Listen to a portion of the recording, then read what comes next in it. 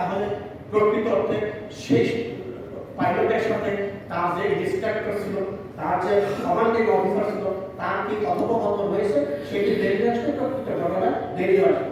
কিন্তু সাংবাদিকরা তো ভাই সেখানে পেশাগত দায়িত্ব পালন করতে গেছেন। আমি দেখেছি অনেক আর্মি অফিসার আমার সাংবাদিক বন্ধুদেরকে ধাক্কায় বের করে দিচ্ছে, এটি অশোভন আচরণ করা হয়। এবং আপনি যদি প্রমাণ কথা বলেন, আপনি তো গোটা জাতি টিভিতে দেখলো তাকে ধাক্কায় ওই সাংবাদিককে বের করা হচ্ছে। সে সামাজিকভাবে হেয়প্রতিপন্ন হচ্ছে, মানসিকভাবে হেয়প্রতিপন্ন হচ্ছে, পারিবারিকভাবে হেয়প্রতিপন্ন হচ্ছে। ফলে আপনাদের আমার বোঝাই লাগে, সচিবালয়ে আমার যে বন্ধুরা সাংবাদিকরা করবেন, মাননীয় সচিব সাহেব এখানে আছে, আপনারা সাংবাদিকদের দিকে খেয়াল রাখবেন। সাংবাদিকরা কিন্তু আপনারই ভাই, তারা শুধু পেশাগত দায়িত্ব পালন করতে চান।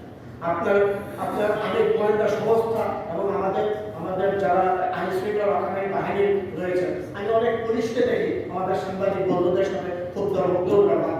আপনারা দুর্ব্যবহার করতে চান, আমার ভাইরা তো চান সেখানে পেশাগত দায়িত্ব পালন করতে চান। আজকে 24-এর গণঅভ্যুত্থানের সফলতার যদি বিষয়টি বলেন, সেটি কিন্তু সাংবাদিকরা যদি এই চিত্র জাতির সামনে তুলে না ধরতো, তাহলে কিন্তু গোটা পরিস্থিতি কিন্তু ব্লাকআউট হয়ে যেত। আর ব্লাকআউট হলে তাহলে এই দায়ভার কিন্তু আপনাদেরকে বহন করতে হবে। আজকে সাংবাদিকদের কারণে জুলাই গণঅভ্যুত্থান সফল হয়েছে। আজকে এই যে মাইলস্টোনের কথা বলেন, গোটা জাতি জানতে পেরেছে। এই গোটা জাতি জানতে পেরেছে কাদের মাধ্যমে? এই মিডিয়ার মাধ্যমে। আমার বন্ধুরা সেখানে দিন রাত পরিশ্রম করে গোটা জাতিকে তুলে ধরবে। কিন্তু এই জিনিসটাকে হাইড করার তো নানা ধরনের ব্যাখ্যা বিবৃতি দেওয়া হয়েছে। আমার বন্ধুরা করতে দেয়। আমি মনে করবো এই জায়গাগুলো সরকারের দায়িত্বে যারা আছে তাদেরকে ঠিক করতে হবে। সাংবাদিকরা জীবনের ঝুঁকি নিয়ে সে কাজ করেন, যে দায়িত্ব পালন করেন। দেখেন জুলাই গণঅভ্যুত্থানে 550 সাংবাদিক আহত হয়েছে, গুলিবিদ্ধ হয়েছে, নির্যাতিত হয়েছে এবং একজন গুলিবিদ্ধ সাংবাদিক তার বর্ণনা করলেন। এই 550 সাংবাদিকের যে 5 শতাধিক সাংবাদিক আহত হয়েছে, তাদের বিষয়টা এমন উচিত ছিল। তাদের অবস্থা কি, প্রকৃত অবস্থা কি, তারা আসলে মানসিক সমস্যায় ভুগছে কিনা, কোন 550 সাংবাদিক সারা দেশে এই ধরনের আহত হয়েছে, তাদের কি পরিস্থিতি, এই খবরগুলো রাষ্ট্রকে নিতে হবে, সমাজকে নিতে হবে। জুলাই গণঅভ্যুত্থানের সুফল কিন্তু সাংবাদিকরা ভোগ করছেন না। জুলাই গণঅভ্যুত্থানের সুফল ভোগ করছেন ডক্টর ইউনূসের নেতৃত্বাধীন উপদেষ্টা কমিটি এবং আমাদের মাননীয় সচিব সহ সরকারি কর্মকর্তারা। কিন্তু জুলাই গণঅভ্যুত্থানে কিন্তু আমাদের 6 জন সাংবাদিক গুলিবিদ্ধ হয়ে জীবন দিয়েছে। এই 6 জনের মধ্যে 3 জন ঢাকায়, 2 জন সিলেটে এবং 1 জন সিরাজগঞ্জে। এই যে 6 জন সাংবাদিক প্রাণ দিয়েছে, তাদের রক্ত যারা কোরবানিকে ফলে তাদের এই 6 সাংবাদিকের পরিবারের কি অবস্থা, তারা তো প্রমাণে আছে। তাদের খবর আমরা নিতে পেরেছি, পারি না। আমার এই যে 500 সাংবাদিক অনেকে পঙ্গু হয়ে আছে, এই পঙ্গু সাংবাদিকদের আমরা কি ব্যবস্থা করতে পারছি? আমরা কিন্তু তাদের কোনো খবর আমরা নিতে পারি। আসেন আপনার এই 2009 থেকে 2024 পর্যন্ত, 2024-এর আগস্ট পর্যন্ত, 5 আগস্ট পর্যন্ত যদি আমরা ধরি, তাহলে বলে সারা দেশে সাগররুনি সহ 61 জন সাংবাদিককে খুন করা হয়েছে।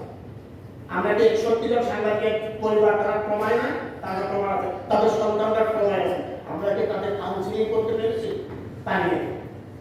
আমাদেরকে তাদের খোঁজ খবর রাখতে হবে। ঢাকা রিপোর্টার যে উদ্যোগ শুরু করেছে, এটি একটি প্রশংসনীয় উদ্যোগ। এই উদ্যোগের মধ্যে দিয়ে তাদেরকে খুঁজে আনতে হবে, তাদের পারিবারিক পরিস্থিতি, তাদের সন্তানদের অবস্থা কি, সেই বিষয়গুলো তুলে ধরতে হবে। শাসনামলে গত 15 বছরে 3,500-এর উপরে সাংবাদিক নানাভাবে নিপীড়ন, গুমের ঘটনা ঘটেছে, তাদের মামলা হয়েছে, মামলা হয়েছে, জেলখানায় গেছে, বহু সাংবাদিক দেশান্তর হয়ে আছে। তাদেরকে খোঁজ আমরা নিতে পেরেছি, পারি নাই।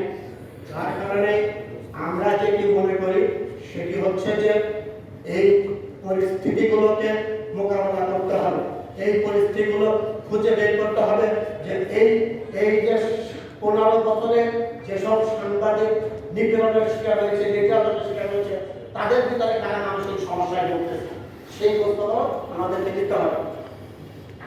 জুলাই গণঅভ্যুত্থান 5ই আগস্টের পরবর্তী প্রশ্ন যদি আমি বলি, মব জাস্টিস চলতে পারে না। মব জাস্টিসের নামেও যা হচ্ছে এটিও অন্যায়। এ কারণে আমার বহু সাংবাদিক বন্ধু, বহু সহকর্মী মানসিক সমস্যায় ভুগছে, পারিবারিক সমস্যায় ভুগছে।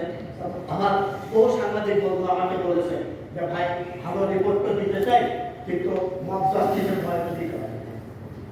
ফলে আমি মনে করি সাংবাদিকদের বিরুদ্ধে রাজনৈতিক হুমকি, সাংবাদিকদের ফোন করে নানা ধরনের হুমকি, রিপোর্ট বিপক্ষে গেলে হুমকি ধমকি, মামলা, এই জায়গাগুলো যদি বন্ধ করা না যায়, শুধু কাউন্সিলিং করে আসলে সমস্যা সমাধান হবে। আর এটি কিন্তু ভুল ধারণা। আমি নিজে মানসিক ডাক্তার দেখিয়েছি এবং এটি আমি বলি আমার ঘটনা দিয়ে বলে, যদি আপনারা ন্যূনতম উৎসাহিত হন তাহলে আমাদের বলাটা সার্থক হবে। সেটি হচ্ছে আমার একটা প্রেশার জাম। তো প্রেশার জাম করার পরে আমি ওই ইসলামী হাসপাতালে গেলাম এবং বিপি মাইটা দেখলো যে আমার প্রেশার উপরে একটা প্রায় 170 আসে এবং নিচের প্রায় 100 ক্রস করে এই অবস্থা। তো এইটা এরপরে যাই হোক ওখানে আমি ঘন্টা 2 দেওয়ার পরে ও নানা ধরনের ট্রিটমেন্ট দিল। আমার প্রেশারটা মানে স্বাভাবিক অবস্থায় আসলো। আসার পরে এরপরে ওই আমি একা বের হতে ভয় পাই। ভয়টা কিরকম, আমার কাছে আমি বাসে উঠলে মনে হয়তো যে আমার প্রেশার বোধ হয় বাড়ছে। আমি আবার এই পরবর্তী স্টপে অথবা তারপরে স্টপে নাই বাজে রিক্সায় উঠতাম, তখন না আমার তো প্রেশার নেই। এখন আমি আবার এই জায়গার পরে আমি আমার এক বন্ধু আছেন, আমি তো উনি মনোরোগ বিশেষজ্ঞ, উনি আমি একদিন ফোন দিলাম, আমি বললাম যে বন্ধু আমার আসলে এই পরিস্থিতি এই সমস্যা হয়। তো উনি আমাকে বললো যে বন্ধু তুমি আমার অফিসে আসো, আমি তোমার সাথে কিছু কথা বলবো। উনি কোনো ওষুধ দিলেন না, আমার এই বন্ধুকে বললো যে তুমি কতদিন বাঁচতে চাও? তাই বললাম এইটা কেমন প্রশ্ন? তাই বললাম না বলো তুমি কতদিন বাঁচতে চাও? 100 বছর, 90 বছর, 80 বছর? তাই বললাম যে সর্বোচ্চটাই তো 100 বছর। তো বলতে এরপরে তো তুমি মারা যাবে, তাই যাও না? তাই না? তারপর তুমি মারা যাবে এটা কিন্তু নিশ্চিত। মৃত্যু তুমি সাথে নিয়ে আসছো, এই মৃত্যু রোধ করা সম্ভব না। তাহলে তোমার মাথায় যে চিন্তা আছে আমার প্রেশার ভালো কিনা, এটা তুমি ডিলিট করে দাও। প্রেশার যদি বাড়ে এবং প্রেশার বাড়ার কারণে যদি মৃত্যু লেখা থাকে তাহলে ওটা মৃত্যু হবে। এই যে কাউন্সিলিংটা উনি করলেন, আমি আজ পর্যন্ত এটা নিয়ে আমার সমস্যা হয়েছে। তাহলে আমি মনে করি যে আজকে যে উত্তরটি রয়েছে খোলা জানালাম, অত্যন্ত চমৎকার উত্তর। আমি আমার জীবনের অভিজ্ঞতা শেয়ার করলাম। আপনারা অবশ্যই যে কোনো সমস্যায় এটা আয়োজন করতে কোনো অর্জন এখানে বিশেষজ্ঞরা আসবেন, আপনারা সমস্যা তাদেরকে বলবেন।